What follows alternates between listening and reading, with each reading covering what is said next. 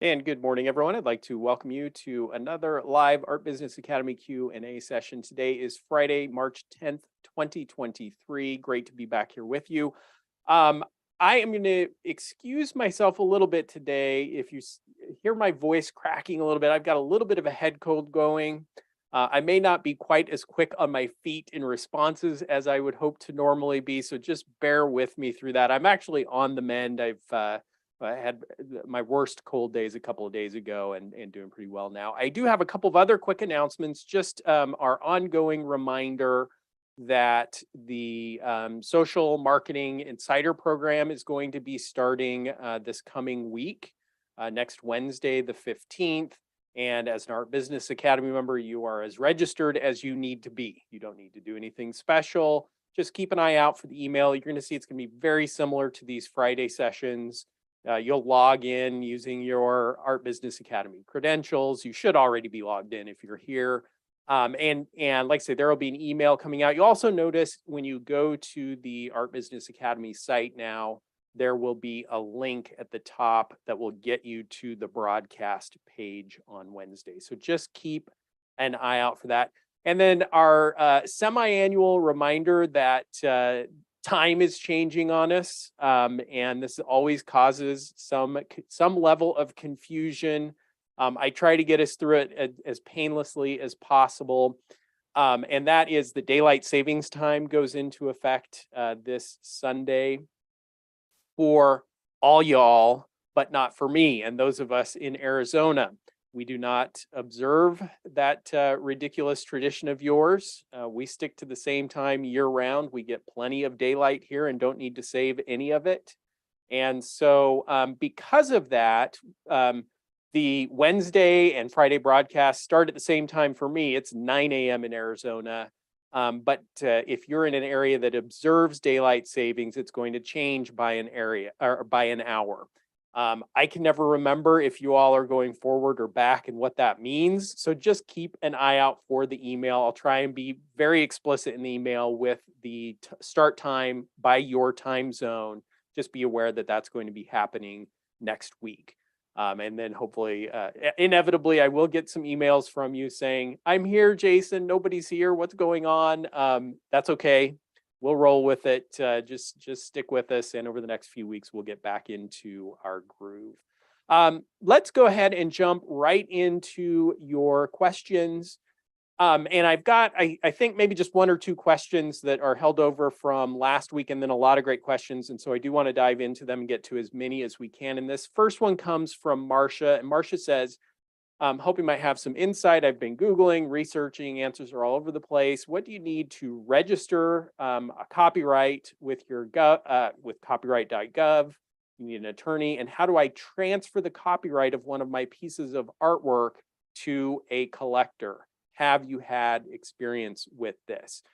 Um, so, with this kind of question, whenever there is a question where you might insert the words, should I have an attorney help me with this? The answer is always going to be yes. If you're going to ask that question, then yes, we should get some legal advice. If there's anything with contracts, or anything that we're working with that involves legalities, it's always a good idea. Now, I would ask a few questions here. First and foremost, I'd want to know the why. Why are you thinking about selling the copyright for the artwork to your collector? Um, and there can certainly be valid reasons to do that. Maybe you're selling it to a business and they want to incorporate that imagery into a logo or advertising or something along those lines. Um, and so there are valid reasons to do that, but you just want to be careful that you understand exactly what you're releasing with the sale of that copyright, that the person who is buying it, um, you know, it knows what they're getting and knows what the limitations of that usage are. And as Kate asked in the chat, and it's a good question, why sell the copyright? Why not just license the usage of the image? And those are the kinds of questions that an intellectual property attorney would be able to help you with and work your way through. They would ask what you're trying to achieve, and be able to come up with the contract. Now, of course, the challenge with that is that this would apply to many things we might try to do that are maybe outside of our normal scope of business. It's likely that most of us are not regularly trying to hand off usage of our imagery for commercial purposes or any other purposes, reproduction rights, etc. And so if I'm only going to do this one time and it's a special case, and it doesn't seem that there's likely to be a lot of revenue generated from this transaction. The client who's wanting to buy it isn't wanting to spend a lot of money doing it. The challenge is when I start to talk to an attorney, now I get attorney's fees involved and things start to get very expensive. So, but on the other hand, sometimes the little bit of an investment you might make up front working with an attorney is going to save you a lot of pain down the road. And so I would just be careful about that. And maybe what I would say, Marcia, is reach out to me and give me a little bit more detail in terms of what you're trying to accomplish and achieve with this transaction, and maybe we can find a solution that doesn't incur those legal costs. Michael, hop right in. Oh, do I have you, Michael Stern? I think I see a hand up. Yes, there we okay. go. Can we? Okay. As someone who's dealt with that his entire commercial career, sometimes clients want to buy the copyright because someone said you should get it because it protects you. I always start the conversation, why do you want the copyright? And sometimes they just don't understand. Of the 10,000 jobs I shot as a professional, I only transferred the copyright twice. One was for a Disney project and they were buying it on behalf of Sotheby's, and it was either take the deal or don't. But I was able to double my fee because once you sell the copyright, you give a claim of authorship. You can't even show the work publicly without written permission from the new copyright holder, and they can license it off or cut it up or destroy it, whatever they want. You've waived all claim of ownership. So it's a slippery slope. And as someone said, licensing is preferable. I always retain the copyright, but I license for 5 years, 10 years, unlimited uses. Spell out they need to spell out what they want to do with your artwork. If they want to buy it and destroy it because they got money and that's what they want to do, you have to decide as a sculptor, you know what, for an extra $50,000, blow the shit up. I don't care. Yeah, exactly. But you just have to pay attention to what they want. And it's as simple as writing a letter. I XXX am the owner of this artwork. I own the copyright. I made the work, and I hereby transfer all claim and authorship over to you. You don't really need an attorney as long as it's clear what you're saying. It has to be written. The transfer can only be written. It's not a handshake. It's not an assumption. There has to be a specific letter that transfers from the copyright owner to the new owner. Good. So excellent advice. And you'll be able to find with a Google search some of that language. I'm also going to suggest, and I'm doing this very cautiously and carefully. Michael, you mentioned you don't need an attorney. Well, I always want to exclude myself from any liability in this conversation. And if you get into trouble with the agreement and it needs to be litigated later on, I don't want you to be saying to the judge, well, Jason Horsch in Scottsdale told me I didn't need an attorney and helped me draft this, et cetera, et cetera. Fair enough. And so, it's a good idea to at least make sure you know what you're getting into. And you're right, though. I've made a lot of agreements outside of the legal structure. Now, so having kind of built on that, I just want to, for a little aside, and we're going to be seeing a lot more of this in upcoming conversations. And certainly as we talk about social media marketing, I'm going to be playing into this. And that is that artificial intelligent writing is coming. And we've talked about some of the artificial art creation here and on the blog. Well, certainly in writing, it's a big thing right now. And you've all probably heard references to ChatGPT, et cetera. And I'm starting to use it a lot to help draft anything that we are going to be writing. And this would be an area where a Google search might get you some useful information, but also artificial intelligent writing could help. And I just want to quickly demonstrate the possibility there. And so let me just take us I'm going to take some text that I've created. And here we go into Chat GPT. And I'm going to enter kind of the terms that we might think of for, oh, why is that not working? Okay, so you can see what I've entered there. I'm an artist named Mary Anderson. I'm selling reproduction rights for my painting Winter Solstice to John Smith for $2,000. Can you write a sale of copyright contract transferring reproduction rights to Mr. Smith? And then I hit go, and it says, certainly, here is a contract. And you can see it kind of go into town here. Hopefully you can see what it's writing. But it has taken all of the writing that it has access to in the internet, and that includes a lot of these kinds of contracts.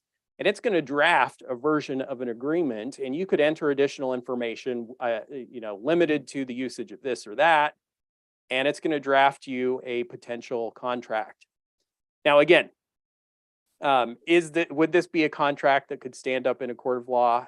That's questionable. But what this could serve as is a kind of starting point for you to think about and understand better what you would be agreeing to, and potentially could serve as a simple, less formal contract if both you and the purchaser think that the terms make sense, or it could be a starting point to do some editing and get it to be what you want it to be.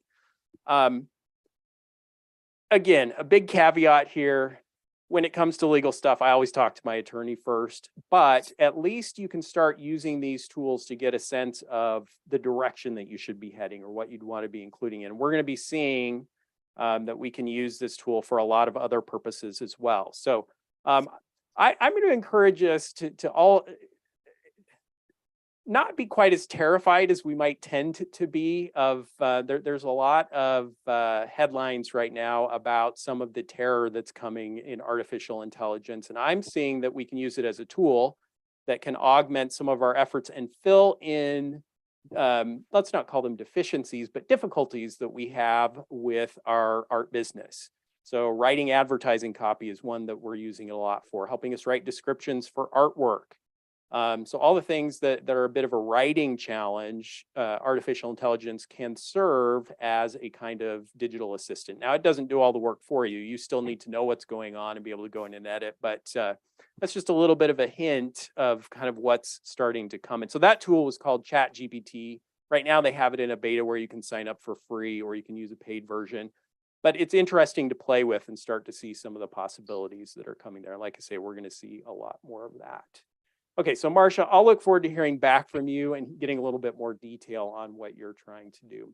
Okay, and then I've got a question, and this was also, I think, a pullover from last week. Anna, you were here in Scottsdale. I got to meet you, which was a lot of fun. And by the way, everyone, if you're ever in Arizona, please drop me a line. Let me know you're going to be in the area. I'd love to see you. But you had the opportunity to visit Tucson. Let me go ahead and pull your question up here. And maybe if I can just, rather than me reading it, if you want to hop in and talk a little bit about your experience in seeing some different artwork and different price points, let's have you come in rather than me reading it. Gotcha. So I had the opportunity to travel extensively through New Mexico and Arizona. I'm based in New Jersey on the East Coast, and I've been out here 20 years. And I've gone to the New York galleries, and it's very different. I would say that the West Coast, the work isn't quite as serious or heavy. It tends to be more, and there's a lot, of course, as expected, there's a lot more Southwest style work. The work is more, in general, more colorful, a lot more use of color. It's not as conceptually based like out here. You know, you have to have an idea and a concept behind every piece. And so many idea. So you know, like there's more political work, more social work. Sure. It's heavier. It's meant to make a big statement. Whereas I felt out west, a lot of the work was just there to be enjoyed and seen and fun. And the galleries also were more eclectic. Your gallery, Jason, was not quite typical because you showed more unique and different works. And you had, but I did notice that the galleries had like a lot more variety and a lot more different levels of price points. Whereas out here, they would show one artist and the prices would all be in the same general range, whatever it would be, whether on the low end, mid, or high. So I saw, like galleries that had like Jackson Pollock style works next to decorative flowers. So that was really interesting. But one other thing I noticed is there were more like galleries that seemed like market, like more of a store in a way, that they had like coasters with artist prints and things for $15 and things for $3,000 in the same gallery. And also I saw, which I haven't seen out here at all, a lot of prints, canvas glisse, I don't know how to say it, glisse. And when I was in art school, I don't think it existed at that time because it was many years ago. And I did do some traditional printmaking, and I just couldn't figure out, and this is like my real first introduction, how they decided to price those glisse. Like, for example, I saw in one gallery, the artist had 18 by 24 inch glisse. They're priced at $440. And then she had some big works priced at $800. And I know when I was in art school, say your original sold, that's what's in my text there, for $5,000, and I made an edition of 100 prints, I would sell each print for $50 so that the total aggregate would equal $5,000. So I was wondering, Yes. so that's my question to Jason, is how, is this a thing? Is this something to look at for my work, and how would I price it? How would I go about deciding on a price? Great question. And actually, it's a question that comes up with some frequency here, and certainly worth considering. And it is interesting kind of think about the interplay between original work and reproductions and how the values might relate to one another. The model that you described, kind of taking the edition and having that add up to the original, is one interesting model. I would suspect that model has become certainly less widespread. And in fact, what I have seen happen is that the reproduction price has basically become independent of and undocked from original prices. And that is, and the way I might think about this is that if I'm going into the original market, and lesson 6 in the Academy is all about this, how to do some market analysis and pricing comparison to see how my pricing might compare to other artists who I'm competing with whom I'm showing in the same market.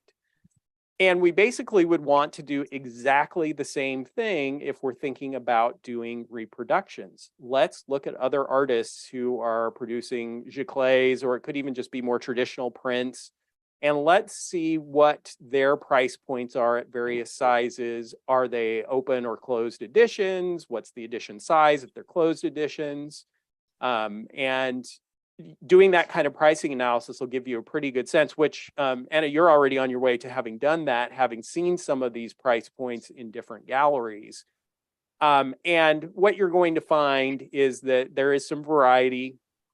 If you compare it to the original prices of those artists, it's unlikely that you'll be able to find a direct correlation between the two.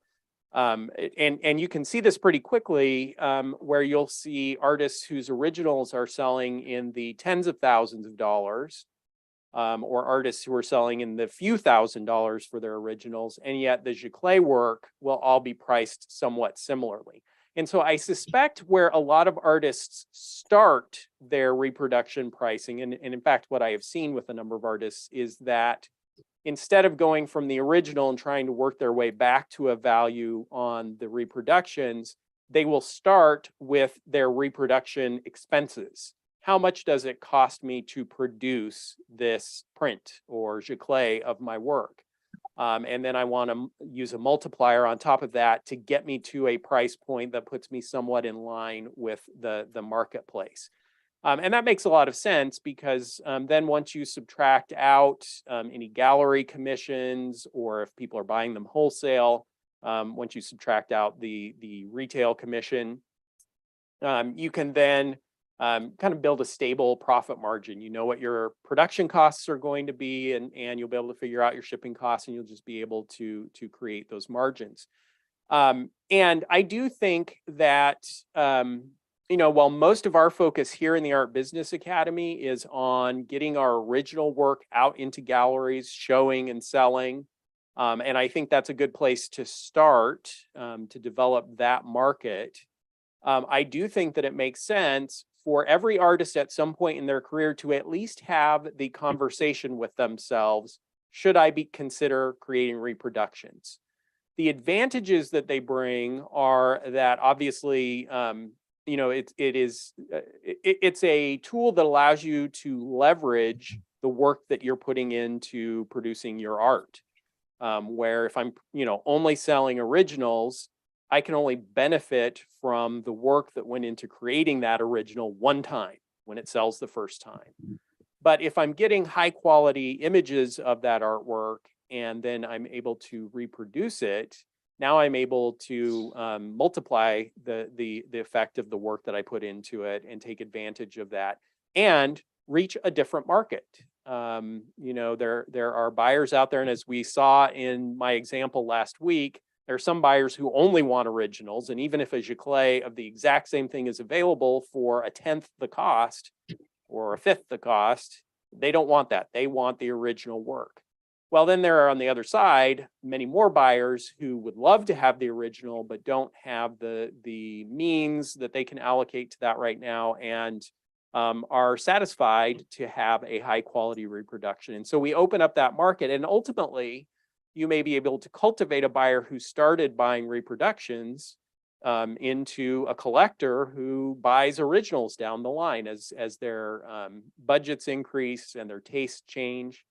You can kind of bring them along. And so it's an opportunity. It's a different business. There are upfront costs involved at a higher level. And so we want to go into it with our eyes open and realize that it is going to be a significant undertaking. And that is why my suggestion would be to start where we're starting here, and let's focus on getting originals selling regularly. And then when we get to that point where we reach a kind of equilibrium where we're selling, steadily and selling a lot of what we produce, and the demand is there, then we can start thinking about shifting some of our time and effort into reproducing that work. Now, if I'm an artist who's thinking about doing that, it would make sense to use some foresight and start thinking about getting high quality images of your artwork, hiring a professional photographer or having the images scanned, so that you have a library of those images, or at least the images that you feel like are most reproducible, so that even if I'm not going to print them now, down the line when I'm ready to print, I have that library of images available to me from my past work to draw from. Carol, hop right in. Hi, Jason, as you know, I've just been looking at this same topic this week because I emailed In fact, I've got your question in here and we'll probably pass over it since we're talking about it now. Well, I just want to throw another monkey wrench into the conversation. I talked to a vendor who does giclée prints, and they were talking about what a new category they're calling enhanced giclée, and I'm sure there's some other terms for it, or hand embellished. Yes. Hand embellished giclée, which where you, the artist, get the giclée back. I'm sure, is the artist the one doing this? I'm not clear on that part. Where the artist then will go back over the giclée print with paint or texture or something, because I have highly textured work. So they're like, well, you can bring it back and continue working on it in select areas, something like that. So Yes. there's another, and then the other thing, personally, for considering giclées for myself, I tend to have a standard size I work with, 30 by 40, because it fits in my car. But Right. And so this would be an opportunity to expand beyond that, doing larger and smaller sizes as reproductions. yeah, I was kind of actually thinking that I would keep the reproductions in smaller size, so that would Sure. set them apart from originals. So Yeah, well, and so the nice thing too is that there are a lot of companies that have created a model that allows for print on demand, which you give them the image and you can then offer it in any size and it's not produced until someone purchases it. And so Right. there are a lot of potential opportunities there. And with in our social media marketing, we're going to allude to this a little bit, that there are some opportunities to market those. Certainly worth considering though, and there are a lot of different models. You can use your creativity to come up with new products that that allow you to expand your reach. Melanie, let me go to you, and then I'll go back to Michael. Okay, I was just curious if I've never done Giclées, and do you have to get approval from the person who has purchased your work or the gallery who sold your work? Great question. And this reflects back to our copyright question, right? Who owns the right to do the reproductions? And the answer to that is you do. You own the imagery, you own the reproduction rights, unless you explicitly sell them to someone else. And so traditionally, no, you don't have to reach out to a client who owns the original work. They own the physical manifestation of that work, but you retain the right to copy the imagery and use it as you see fit.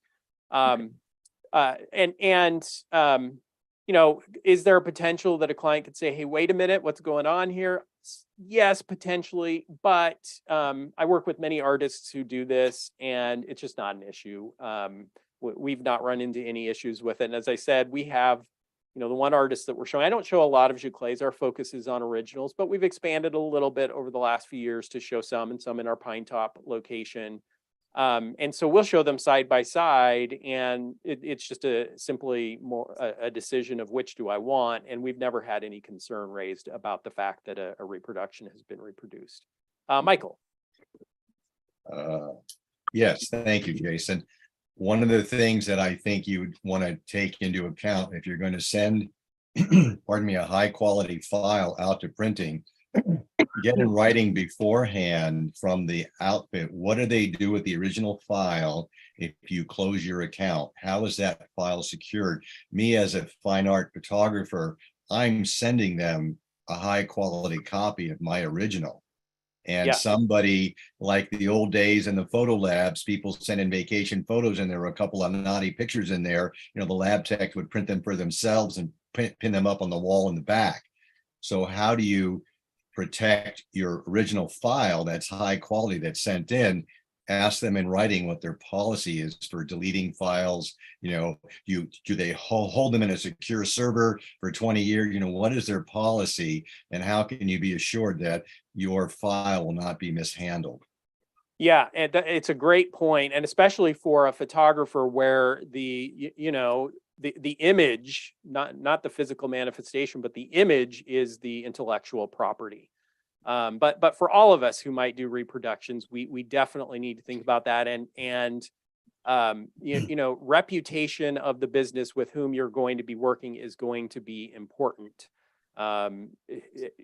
Ultimately, we would like to think that in the long run, if someone you're working with had a business practice of illicitly reproducing your work without your permission and profiting from it, that they would get caught doing that, and that the law would be on our side to help prevent that. And I would just think that a business that's been longer established, a larger business, someone who has a reputation, is going to be less likely to be engaging in that kind of activity. But it's certainly worth considering as you look at a different business to help you. And we'll be revisiting that topic certainly in the future. There was Carol's question, which we just also brought in, but let's go to a question from Corey. Let me pull it up, and I'll summarize a little bit here in the interest of time, but Corey is getting ready to start an online course for helping artists get over artist block. which Corey, that sounds like a great subject matter. In fact, we might have to talk about having that conversation here. The question is, I'm designing the course. How do we do that? How do we set up an online course? And I obviously do have some pretty extensive experience in this area. Here we are in the Art Business Academy, and I've done a number of online shorter workshops and individual classes.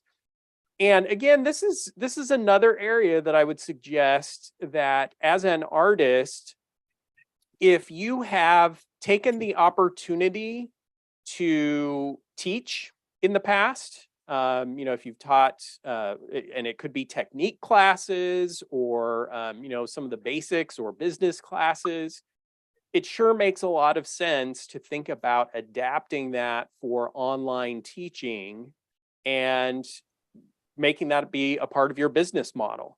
That can be an ancillary source of income for you as you build your art business. And if you're going to be teaching anyway, why not leverage the opportunity to reach out to the entire world and offer that course? And so with that in mind, there are a number of different ways that you could do it. Our courses have been set up through a WordPress site with a number of plugins that you can get. That offers some advantages in terms of keeping it all in-house and having some flexibility and being able to adapt it over a time. It also offers some complexity, though, in terms of the setup and the learning curve involved.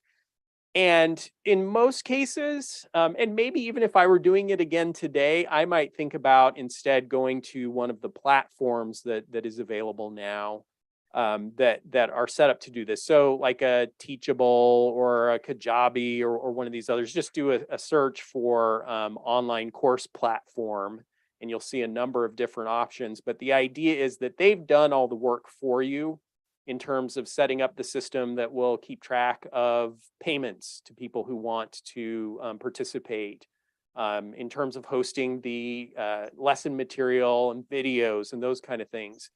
And so, those platforms are almost all you have to be able to do is produce a little bit of content, and then you can sign up for an account, put it online, and instantly be able to promote it and start getting registrations. And they'll take a small fee.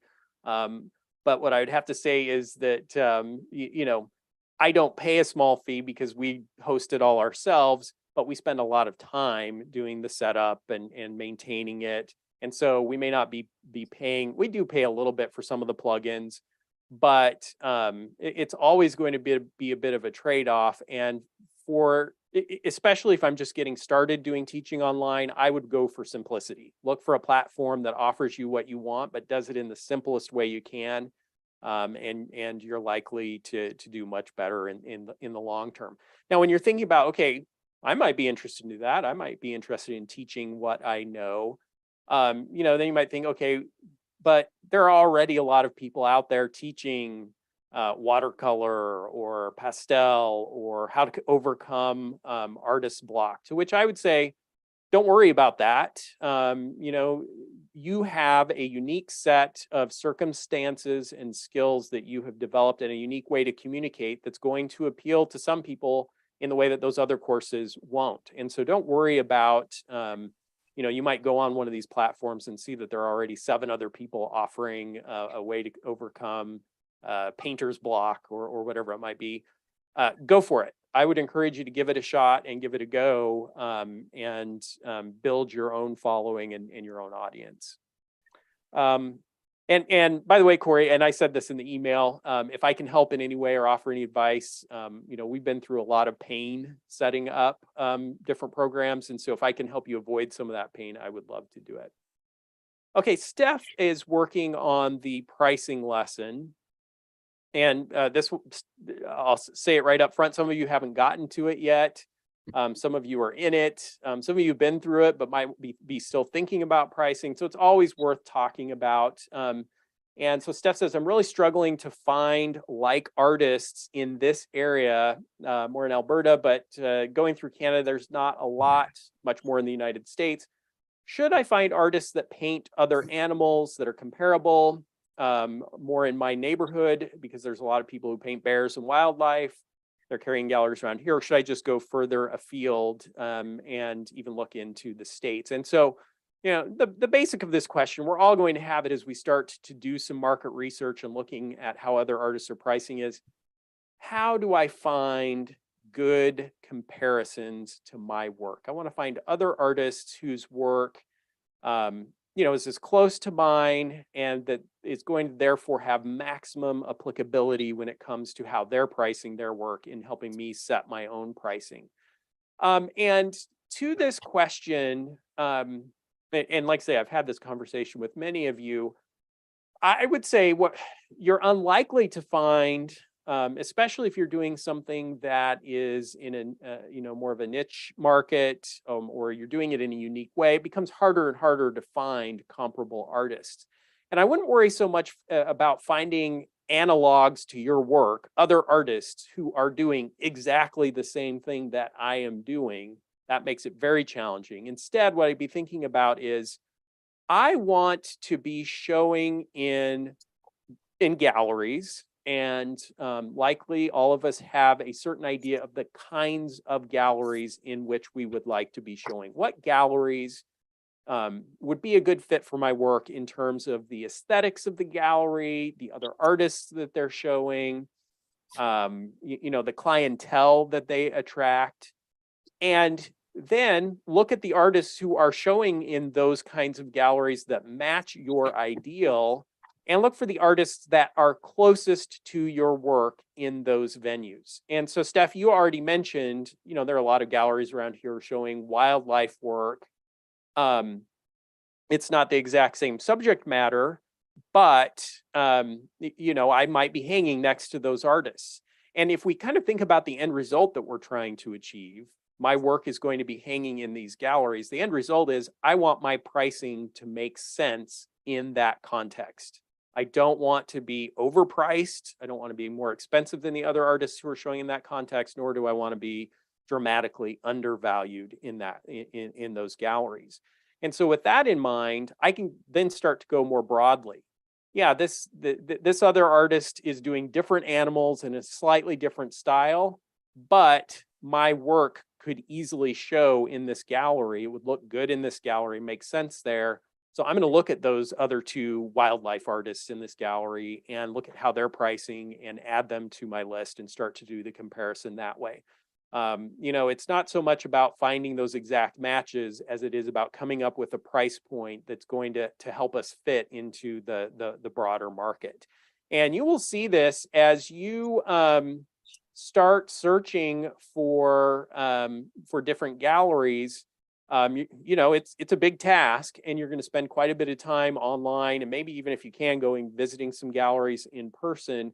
But as you start to do this analysis, you'll start to see that the price points that you find in the galleries that you aspire to show in are unlikely to be dramatically different.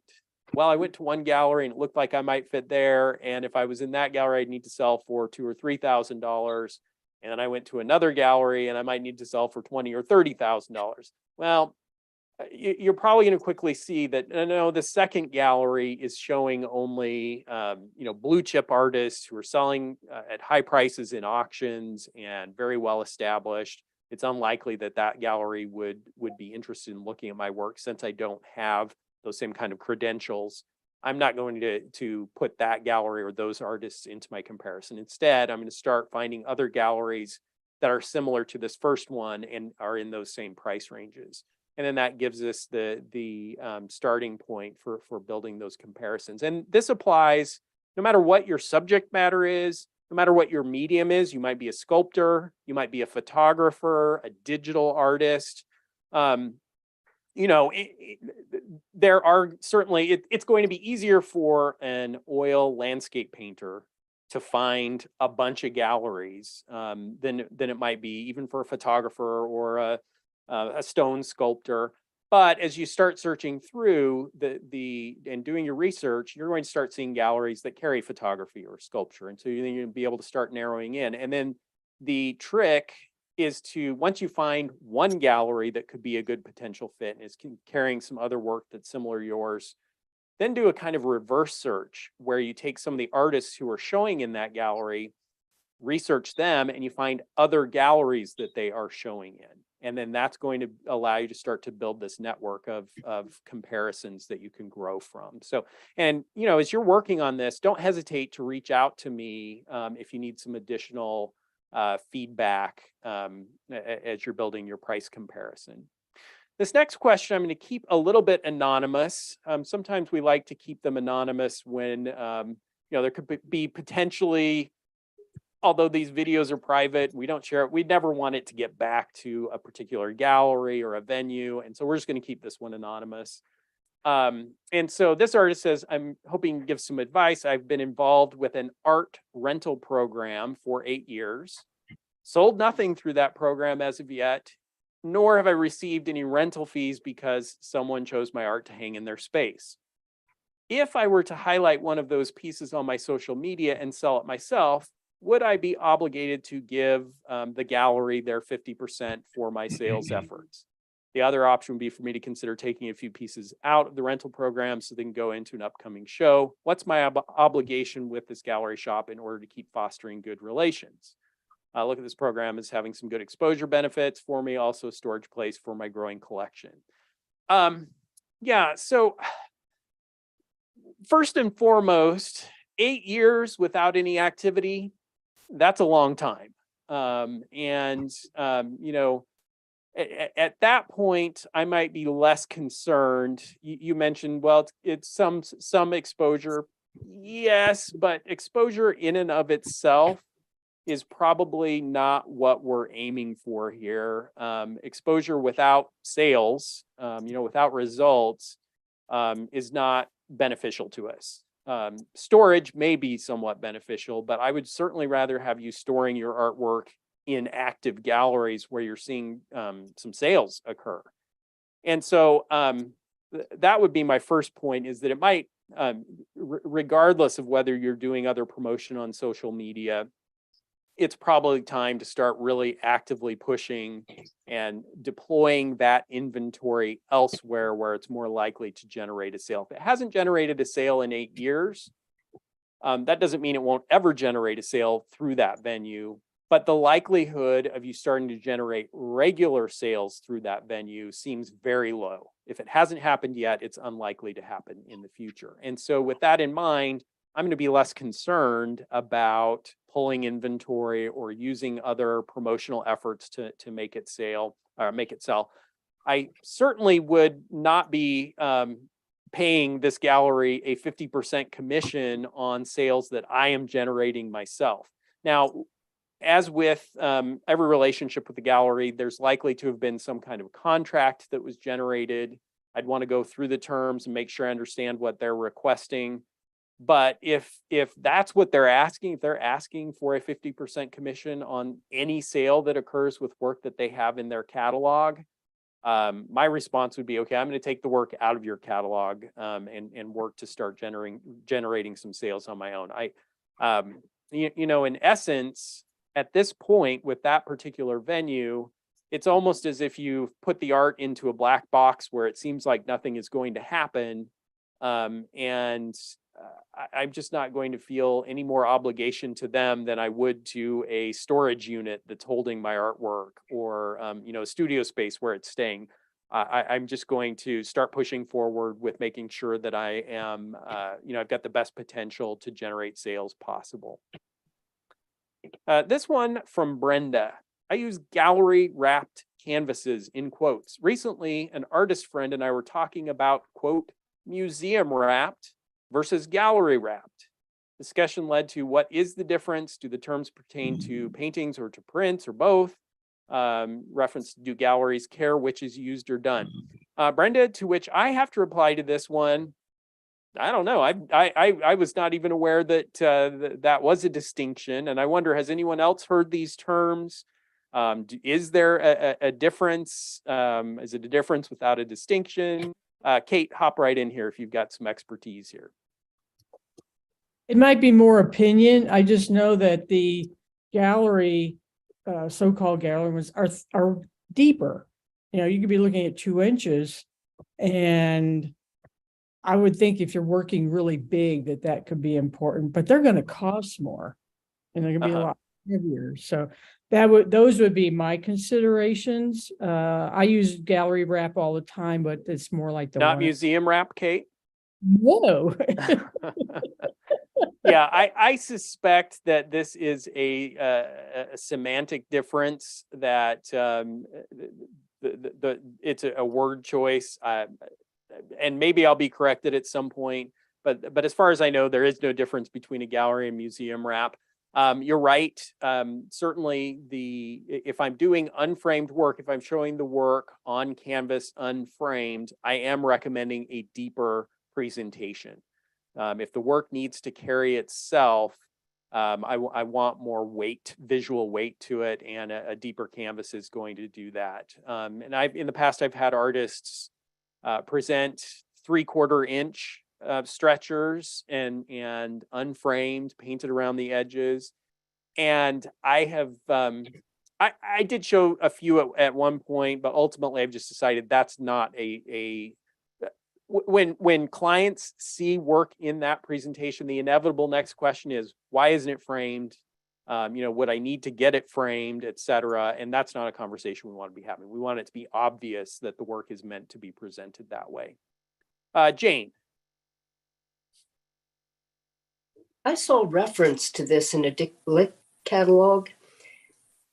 I'm not certain about this, but I remember when I used to stretch my own canvases that I had taken note of how artists in this particular gallery had done it. And I don't think I can explain this, but instead of having like a corner show, you wrap it in a way that it meets the corner tucked under so that it's not so noticeable. And I don't know if that's the difference or not. I couldn't make it out on the Dick Blick catalog. So this will description. require this may be one of the great mysteries of life. We may, I agree. maybe more a question for theologians than for art gallery owners.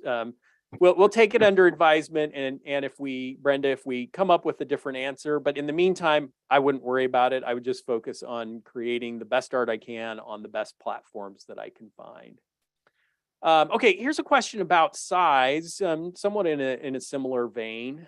Cheryl asks, canvas size I painted on a stretch canvas that's 30 by 30.5 inches. Will this size be okay for a gallery? I did frame it. I did not know at the time that I needed 1.5 inch frame. So there are a couple of considerations when it comes to size. There are some benefits to using standardized sizes. So we all know that, 24 by 30, 30 by 30, there are kind of some fairly regular sizes that we see come through galleries. And the benefit to that, especially if you're framing, is that it's then fairly easy to change frames. Sometimes even when it comes to the logistics of shipping, I can now order a particular size box to fit particular size pieces. And so there's some efficiencies that we get by using standard sizes. And a 30 by 30.5 is a slightly non-standard size, right? And that means that if I had a 30 by 30 inch frame, this piece isn't going to fit in it. But if I'm not framing anyway, if I'm doing gallery wrapped pieces, then this is not going to be as much of an issue. Or if it's typical in my business to purchase frames and the clients are almost always going to take that frame and not reframe it, my framer can certainly easily do a 30 by 30.5 inch frame. And so in those cases, this is not going to be a huge issue. And I will say that through the gallery, we do get some non-standard sizes with some frequency. A lot of times it's that the artist is absolutely convinced that a 24 by 38 instead of a 24 by 36, that those extra couple of inches, that more panoramic feel, that's really going to make the difference. Now the clients are going to be clamoring for this format.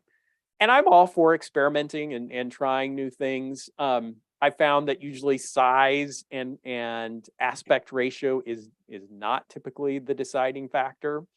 But we get some more extreme examples of that, very long, narrow pieces, and sometimes that format is unique. And so I wouldn't I certainly wouldn't have felt like I had to get rid of that canvas because it was off by half an inch. And if I wanted to experiment with some unique sizes, I would feel free to do that. We can adapt. But I would always be thinking about, okay, in the long run, in terms of my production, what's coming out of my studio, what can I be doing to make myself more efficient? Make it easier to get the canvases, make it easier to ship them, frame them, etc. And if a non-standard size starts to monkey up that process, then I'm going to be less likely to kind of have those come in and be part of the experience that I'm having. Okay, a question from Linda, and also an area that we get some question on, back to the kind of pricing issue. And Linda says, just came from the American Craft Council show in Baltimore, 350 artists, many mediums, lots of news and lots of oohs and ahs about my original work. Not the sales I would like, though. A lot of less expensive craft at the shows. My sculpts are higher price range, but custom wood spoons are also in the show. It takes fewer sales for me than the artist selling wooden spoons to equal some profit. So the next step is to call on galleries. What someone will spend at a gallery, I believe, is different than an art craft show. So if I price for galleries and keep the pricing consistent, am I pricing myself out of the market at shows where there's no markup? How do others decide pricing for different venues? And so this is certainly, it's an important question. As we're starting to think about showing with galleries, if we've been doing, this was a large art event, but if we've been doing weekend art festivals and shows and, it's going to be a different competitive environment than the environment we'll be going into in galleries. And so that being the case, what do I do during my transition period? And so I'm going to recommend that there are a few things we can think about here. We do need to be consistent. Once we start showing in galleries, and especially as we start generating sales and ultimately consistent sales through those galleries, we would not want to put ourselves in a scenario where a collector or a gallery owner would have the potential to participate in a show and see your work at a significantly lower price. That's going to, present a lot of problems. And so it may mean that after we've made that transition to galleries, it becomes less feasible to participate in some of the events that you've been participating in up to now. That at the higher price points, those venues just don't make sense. Now, isn't it interesting, though, that even at current prices or lower prices, you didn't really see the sales that would have been that exciting to you anyway? I think this is why many of us are here. We've tried selling our work at low prices and low profit margins and in events that require a lot of work and effort and energy. And yeah, maybe we've seen some results enough to encourage us that there are buyers out there for our work. But we want to stop wasting our time on events that tend to be a race to the bottom. A lot of those shows, once you start getting artists at lower and lower price points, it becomes harder to sell at prices that make sense. And so we want to get out of that race. And that's where galleries make a lot of sense, that these galleries are attracting collectors who are accustomed to pay higher prices. And so, yes, you're going to be giving up the opportunity to participate in some events. But if those events had been successful for you and were generating a lot of revenue, you wouldn't be here anyway. And so I'd be willing to give those up.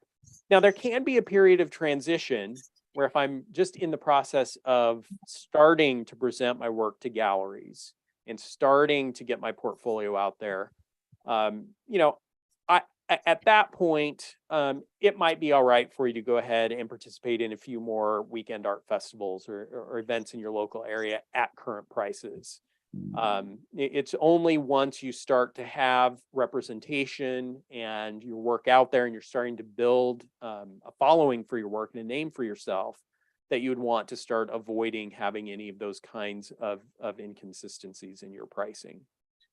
I think we have time for one or two more questions here.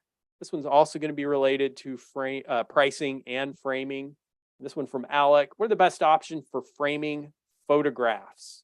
Because photography generally has a lower price point, the cost of the frame gets deducted from the artist share. An expensive frame often leaves very little profit.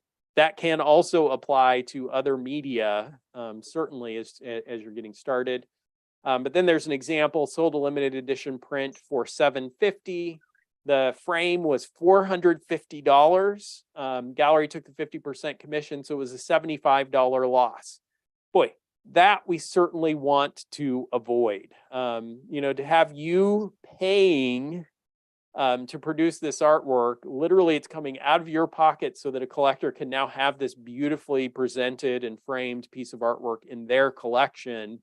That just doesn't work. And so certainly there are going to be a lot of considerations when it comes to framing whatever your medium is, but certainly photography or reproductions where we might have a lower retail value on the work. Now, I would say that the upside is that you do inherently now have the ability to sell multiples of your work.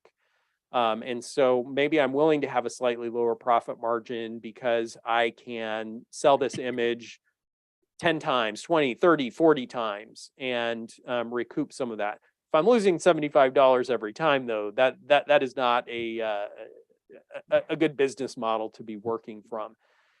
I recommend that we strive to keep our framing cost between 15 and 20% of the value, the retail value of the artwork. And so, for photography, if I am at $750, that's going to give me only a $75 to $150 budget to work with. A little higher than that. I just did 10 to 20% there, but that should kind of help guide me in the direction of what kind of framing I'm doing. It probably means I'm going to be needing to do something simpler. It may mean I need to find a framer who is able to extend to me some better pricing. And as you work, you will find that there are some framers out there who will give a trade discount to artists who aren't charging the full retail markup. And that can certainly help, but we need to be doing everything we can to keep that framing in line. And Alec, you also mentioned that metal prints are being created that don't require framing. I am seeing photographers move to that format, but some subject matter lends itself more to a traditional frame. And so it's going to be very important. And right now would be the time to do it, to be looking for a format for framing that makes sense for your work in the long run, that you can apply consistently, and that's going to get you into that. And for a photographer, maybe it is a little bit higher. Maybe it's 20 to 25% of the retail value that I'm willing to spend because I'm going to be able to sell it multiple times and generate ongoing revenue there. But boy, we certainly can't have it be 60% of that retail value. Hop right in, Alec. So one of the issues with framing photographs, particularly because you can end up with a fairly glossy surface on the photograph. You can get reflections between the glass and the image doing things. So getting non-glare glass is important, but that and likely your highest expense, or one of the highest by expenses. far. Yeah, I mean, yes, by far. I mean, I'm able to buy my own frames, cut them, assemble them, do the matting. I can do all of that, but the glass is like a baseline that you just can't get past. But I feel like the difference between the presentation is going to sell the piece, right? So skimping on the glass feels like a mistake. Yeah, that's true. And I've got several of you in here who are framing behind glass, and some of you are using glare, non-glare. What advice would you give to Alec when it comes to the framing, and how have you kind of dealt with those expenses? Have anyone who wants to hop in with a comment? Mason, let me go to you. Oh, looks like you're muted still, Mason. There we go. Basically just buy in bulk as much as you can. And ideally, I remember when I was doing my own, I would buy the glass in these big packs of, I think it was like 32 by 30, whatever the dimensions were. But I figured out how to get the frame so I could just cut one, I can get two out of one large piece without any waste. Instead of just getting one with a whole bunch of stuff, like, oh, what am I going to do with the rest You were of this doing float some of glass? your own. Now that's a little bit unfair, Mason, because you have a lot of experience working with glass. So cutting your own glass is probably not as big of a deal. Some of us are Okay, well, terrified just to a straight- work with glass, would end up Oh. breaking most of it. Well, the frame, the glass used for frames is the easiest of all to cut. Clear float glass, very easy. Good. Kate, let me go to you. I get all my framing supplies, or most of them, from American Frame. And they sell all sorts of, non-glare glass materials, the lighter stuff so it can travel. And I'm wondering if you couldn't just buy the glass from them and skip all the other stuff. I'm thinking it might be less expensive as well than getting it through your typical frame Frame shop. shop. Sure. Yeah, there's always going to be markup, right? When we're working with a retailer. Of course, the challenge is, do I want to be a photographer or a painter or a framer? And how much investment of equipment and time and energy do we want to be spending on that aspect of it? Alec, we're gonna come back to you on this one a little bit, because this is a good discussion to have. Hop in, Alec. Can I just throw one other thing in, which is, so if I'm including the frame or not including the frame, in your view, as a gallery owner, is that a different price point? So for example, if I'm gonna, follow your course on social media marketing and I'm gonna start to generate some online sales, no problem rolling up a print, putting it in a tube and mailing it, and very happy to do that. So how do you work the pricing if you're sort of backing out the frame? Yes, that's a great question. And the answer is yes, you can do that. I work with several artists who do that. In fact, you might hop on our website and go to one of the artists we represent, Elizabeth Ladwig, who's doing manipulated photography. But you'll see right on our site that there is a framed and an unframed price. And in essence, what you're doing is you're taking out the marked up value of the frame from the retail. And it's not exact, but that's basically what's going to happen. And then the client can get it framed themselves. So do some research on other artists who are selling framed and unframed and see what they're doing in terms of price differentiation. But that would not be uncommon at all to approach it that way. What was that artist's name? Elizabeth Ladwig.